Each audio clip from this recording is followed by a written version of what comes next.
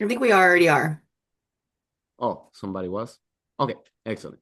Or I didn't, but and I guess to preface why this first part's being recorded is just this is one of the YAF's initiatives for our fourth quarter is mitigating burnout and driving wellness. So we just had a last minute thought of maybe we could get some snippets here of an article or post to kind of just capture some of the summaries here. So that's the only reason.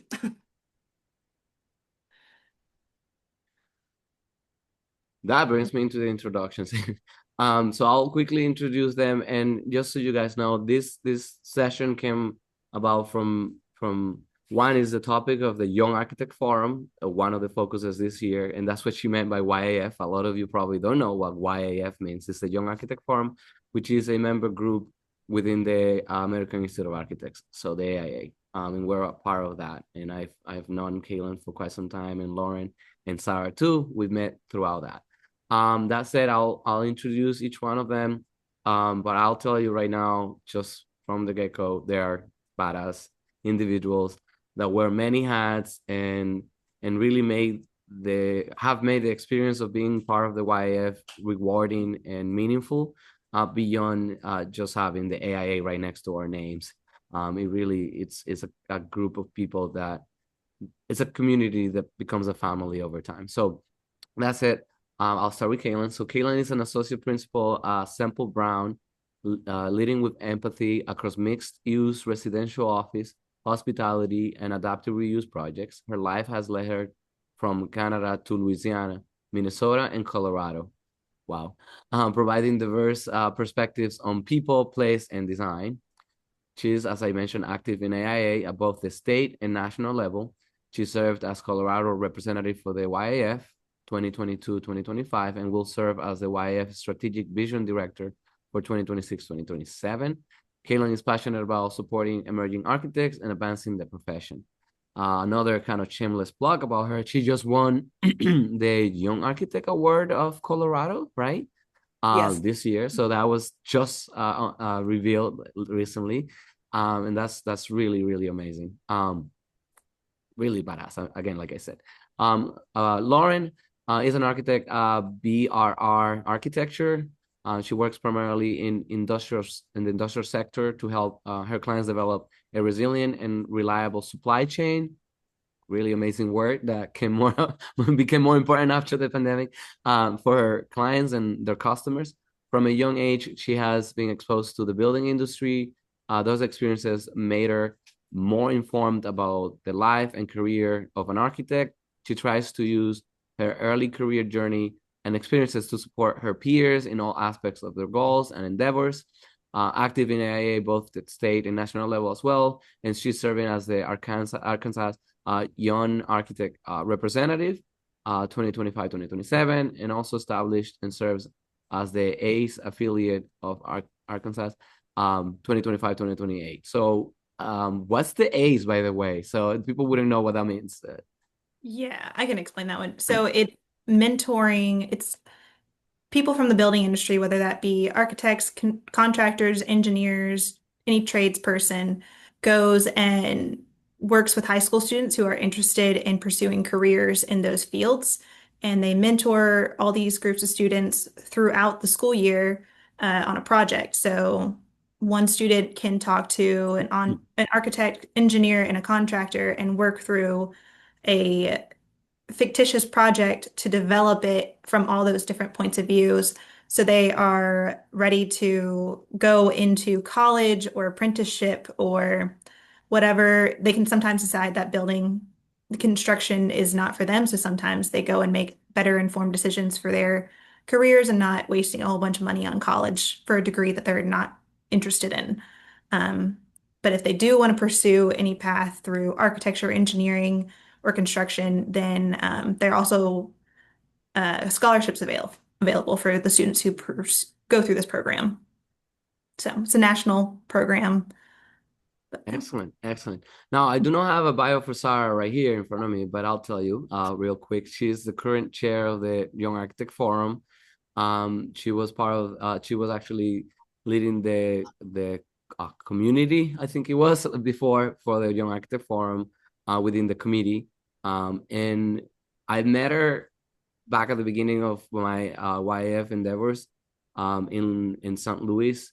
Amazing individual, well-rounded as an architect across the board, but also a champion of diversity, equity, and inclusion, and avoiding that burnout too. So this topic is so much more, very much versed for her. And she's been in different places. When I first met her, she was actually working in Georgia. Now she's in Dallas. I'm like, what's going on? When I met Kayla, then she was like somewhere else, and then I'm like, she's in Denver now. Am I not knowing her? So, but I do know them, and they're just making change everywhere they go. Now, to set the tone, they're gonna be speaking about different topics related to their experiences and how they have managed burnout, and how they have identified. After they discuss, then we'll open it up to everyone for really a casual conversation for each one of us. And like I said, this came from my own personal burnout. Even though I'm one of the principals here at Flow, I realized that it is something that happens across the board. It's not just from an associate level to manager or draftman. It's actually all the way through every aspect, and we all have to kind of be mindful. And it's good that's coming from the top here, so that you guys know we are actually embracing it from the top down too, not necessarily from the bottom up. So take it away, guys. And maybe to throw Lauren for a little bit of a loop, maybe as a kickoff of like why where my personal journey with wellness and avoiding burnout is I think like a lot of people, the pandemic was a little earth-shattering to say the least for myself. And leading up to that, I was putting in a lot of hours, really like we're all told of, putting in the time.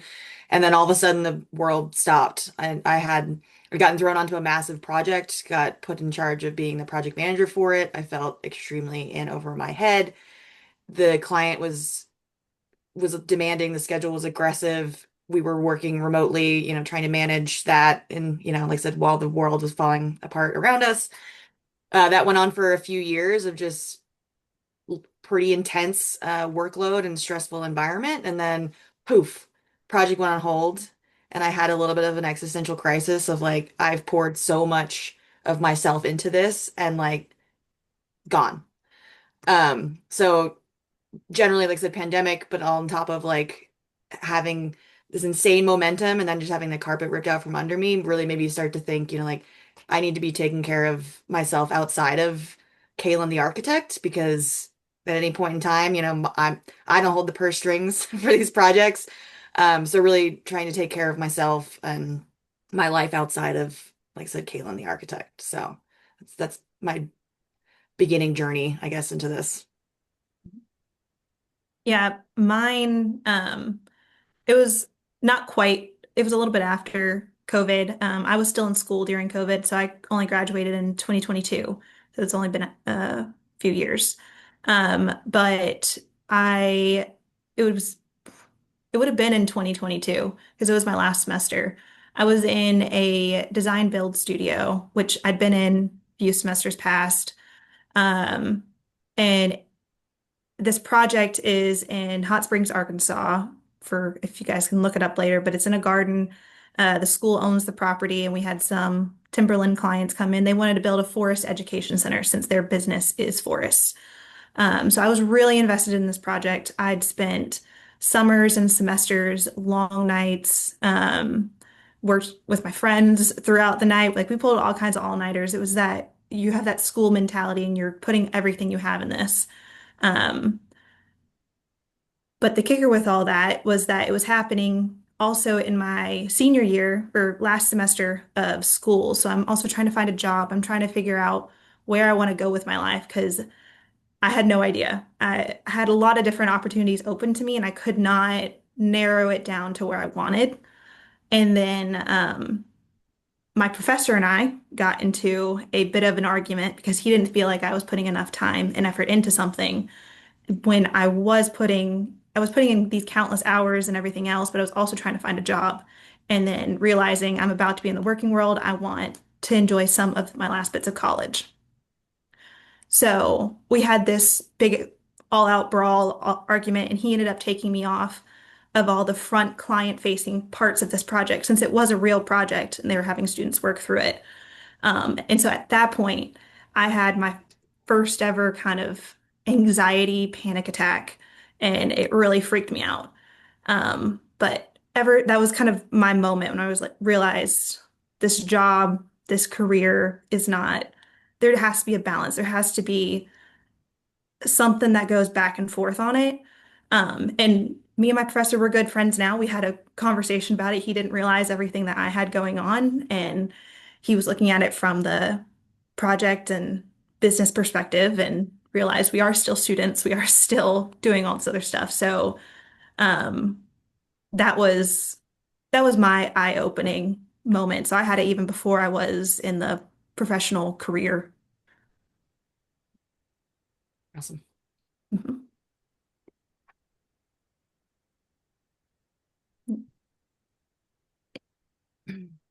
Well, yeah, we've just got a few kind of, I think, 3 slides, so we won't drag this on too long, so we can have some conversations. But Laura and I will just kind of go through. We've got like the 3 big buckets of kind of like setting the stage for a project, kind of then interim check-ins as you move through a project and a process, and then just some burnout tips and tricks. I'll start with this first one because I think this is one of my biggest lessons learned over the years and something that I'm a huge proponent of. And it may seem lo like logical, but I feel like it doesn't always happen, or especially if things are coming and going really quickly. But ideally, even before a proposal goes to a client, if the team can understand what we're saying is the schedule, what we think the fee is, like what we think the assumptions are, so that we can get buy-in from teams before it gets passed to a client. Because I know I've had instances where, we're under the gun on meeting a schedule and it's not fully related to the team, and then it kind of gets dropped to the team and we're like, oh, so that's what we're working with. So I think that as far as like starting early, I think is one of my biggest kind of touting points on that. Then also, again, like I said, this goes from the beginning as well as throughout the process, but reviewing those staffing assumptions. Again, it's really hard to plan in our profession because projects come and go, schedules change, you know, things may go on hold, but having kind of check-ins across the or like throughout the process to see like, is the plan we set working? Do we need to adjust? Is one project overloaded? Do they need help? How do we kind of manage our assets as best as we can while we don't have a crystal ball to look into what the future may look like? And then I think one of the biggest questions too that I like to ask is like, of teams, is like, what support do they expect or need, and like what does that look like? Because that could be different for each project, each individual, at different stages within the process. And then messaging around messaging. This came up the other day in a conversation, but um, being clear, and we'll kind of get to this later in one of the bullets, but being clear around like, hey, my working times or styles may be different from yours. So just because I'm sending you an email at 6 a.m., I'm guilty of that, doesn't mean I expect you to respond to me at 6 a.m. or, same thing at, late in the evening. But especially if it's Teams or Slack or whatever you're using in your office, a lot of times I'll send a message to the team while it's fresh on my mind. But if it's outside of normal hours, I'll start it with like, don't respond right now. This is for, later, but this is so that I don't forget to give this to you. And I know Lauren's better at this than I am, but using the schedule feature in Outlook as well. Yeah, and I will add on, I have a couple little points here I'll touch on. I've learned to track how long it takes me to do tasks, just any kind of task.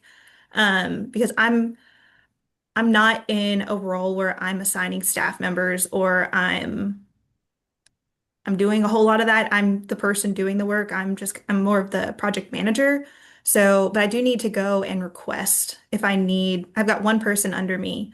So if I feel like she's getting overwhelmed or I'm getting overwhelmed, then it's on me to go and ask for that additional help.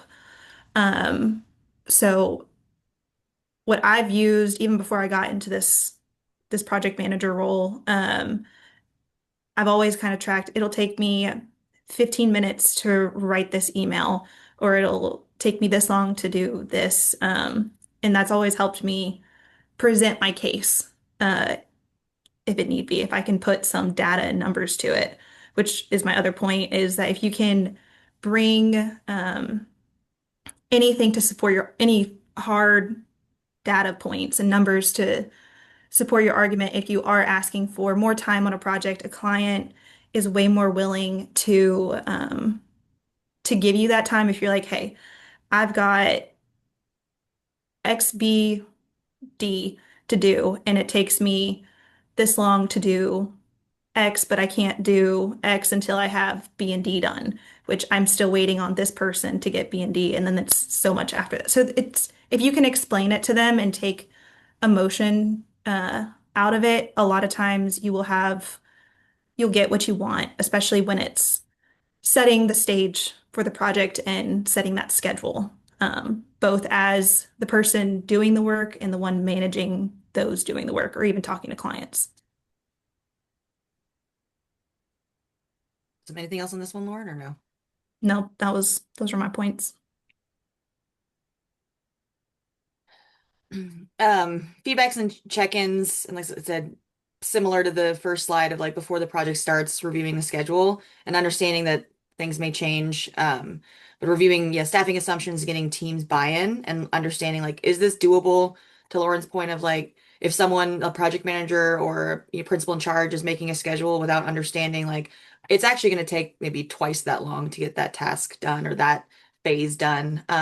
Having those conversations earlier, I think is easier and better because then that can also be communicated to the client of like, yeah, we're actually gonna, this is what we think the project duration is.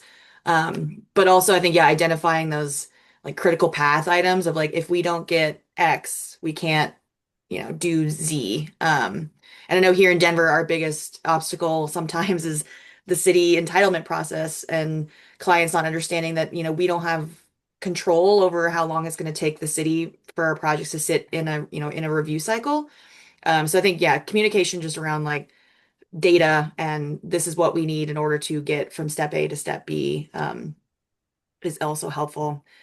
And I'm also a proponent of, like I said, checking in on a personal as well as project status level on teams of, just like, how's everyone doing? Everything going well? But it also sounds minor, but my office is pretty bad about it, but setting like interim milestones. So again, we can be like, just a desk set on this Friday just for us to see like, hey, how are we doing? Are we tracking towards that permit submittal or whatever, milestone interim within that? And then yeah, like is the plan working? Do we need to adjust our strategy? But I'll let Lauren speak to her point about potentially too many. Yeah. So, I actually have this case currently at the moment. From my perspective, I'm learning to do these check-ins and figuring out the right cadence. Because the one person that I do have, I'm learning that she operates differently than I do and needs a lot more check-ins than I needed when I was in her role. So, it does, I'm finding it though that I think there's a place to meet in the middle. Because a nearly daily check-in can be a little excessive when you're also trying to get a project moving forward because it is time that you are dedicating to that and just to recognize that sometimes constantly checking in about your check-ins can burn you out too because then you're not those aren't productive anymore. Mhm. So having times when if it's a check-in about a project that should be the topics of that should really stay on the project. And then your personal check-ins should really stay about your personal life and all those. And they happen at different times. So it's really like I'm figuring it all out as I go. So I don't have a good answer. Just knowing that at this point in time, I'm feeling a little bit burnt out and I'm pulled in opposite directions of where I should be moving on the project because I'm trying to find the right balance for me and my person. So, um, just to keep those things in mind that there is a balance between them. Mhm. Feel that. It's like the balance of like as you move up in kind of what you're doing, you've also have then a mentorship and check-in responsibility that is again time that you didn't have to previously account for and Yes, it can be a lot. Or yeah, understanding when it can be a message or an email versus like hopping on a Teams call or going into a conference room because that could accidentally balloon into something bigger and longer than than we anticipated. So I feel that the check-in for check-in's sake is maybe not always a good idea. And then celebrating milestones. Again, this seems minor, but again, we all get busy and like forget. So it's like when you get through a big something, anything, taking a moment to give everyone kudos and acknowledge, like, hey, that was a big push and like we did it. I think goes a long way. Like for me, I think, like I said, I appreciate a like, whew, take a break, go to lunch, go, hang out somewhere at the end of the day. Just I think celebrating accomplishments is can go a really long way. Yes, even birthdays. I took it upon myself, and now it's a whole office thing, but we got really lax about just celebrating, like telling someone happy birthday if it's their birthday in the office. And so now there's always someone who either gets in really early or they'll stay later until that person who has the birthday, and will decorate their desk. And that way it's just like a visual happy birthday. And then it reminds the people around the office, like, oh, hey, I need to tell them just, it's as simple as just saying happy birthday. Um, and people have really just, it's such a small little thing. And it makes them feel better, makes them feel seen and recognized, and it's a yearly milestone. So that's little things. I try to take my birthday off. But yes, can't always do that. I'm a Leo though, so I gotta get my August in. Awesome. All right, and then lastly, just moving into some tips and lessons learned. And I'll start with the second one because this has been my thing lately. So I l learned this from or heard these terms from a book called How the Future Works. It was written by some of the Slack CEOs that Evelyn Lee, who's the current president of AIA, recommended at a conference like last year in Colorado. And I realized I was sort of doing it without using these terms, but I love the idea of having these personal and team operating manuals. So we touched on it earlier, but understanding about how different people operate and communicate differently. So understanding at a team level, like how are we communicating? When are we connecting, in person? Like what are our like, like we know we're gonna have, team coordination meetings, we're gonna have consultant coordination meetings. Like when are those happening? Um, when is our like heads down work time? Just kind of like understanding like what are the rules of engagement for the team? How is the team communicating internally? How are they communicating externally? And then on the individual level, especially if more junior staff are working with, different personalities and different project managers, throughout the office, having a kind of understanding of like this person reacts best to, like give them a call or walk over to their desk or send them a message. Whereas, this other person wants to, communicate in a different way or has different kind of core hours because they've got, kid drop off in the morning or the afternoon or a dog they got to get home to and take on a walk. Like just having these kind of brief like bullet points of like on an individual and team level of how we're communicating, I think can be really helpful, especially as you're flowing between projects or just working with different people. Yeah. Speaking of the core hours, our company has core hours just across the board. So it's 9:30 to 3:30 because I work for a larger firm and we have an office in Philly and an office in Long Beach. So you've got a range of time zones that you're trying to address there. And we can be, if you're working on a project, I could work with someone in the Philly office and then at the same time with someone in the Long Beach office. So having those core hours, it's kind of a compromise across everybody where you can still keep a flexible schedule for those the kid pickups or drop-offs, any kind of afternoon event. If you like getting into the office, or I like getting into the office early so I can avoid traffic, but I also leave early. Hmm. So I've found that those core hours have been super beneficial because it's the one, what am I trying to say? The connector between everybody, but everybody can still stay flexible and work in their own way. Hmm.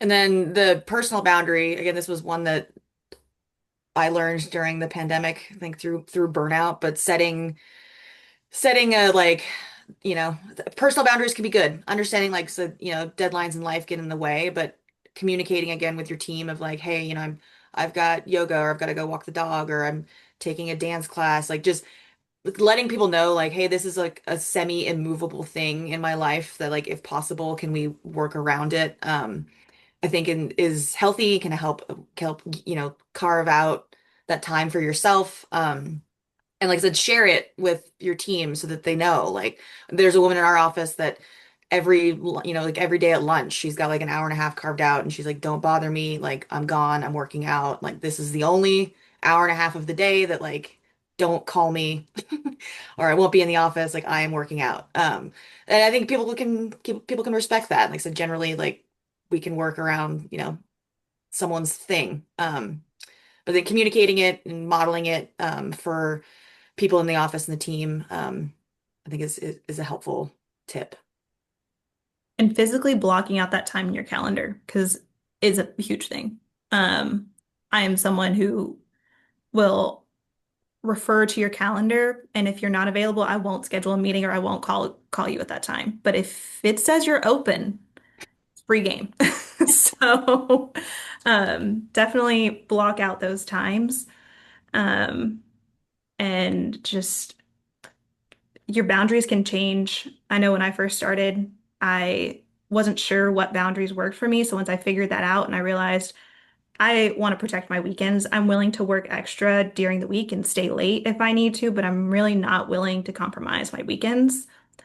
I let that be known, and that's been that's been followed and respected. But also I'm getting to the point now where I'm like, maybe I need to change that a little bit because the holidays are coming up and I need to, my family's in Tennessee, so it's an 8.5 hour drive, and Allegiant is not offering flights at the moment. So now I've got to kind of readjust those. And so I'm in the process of communicating what my new boundaries are going to be, at least for the holidays.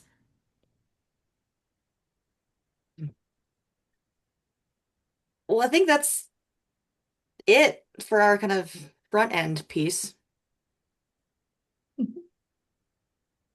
Excellent, excellent. This is all really good stuff. I've been taking notes about the operating manuals and the rules of engagement. This is kind of how I call it. We're a very diverse office, so we do have many different ways of operating across the tables, like from one side to the other. So this is very good. Now I'll stop the recording, and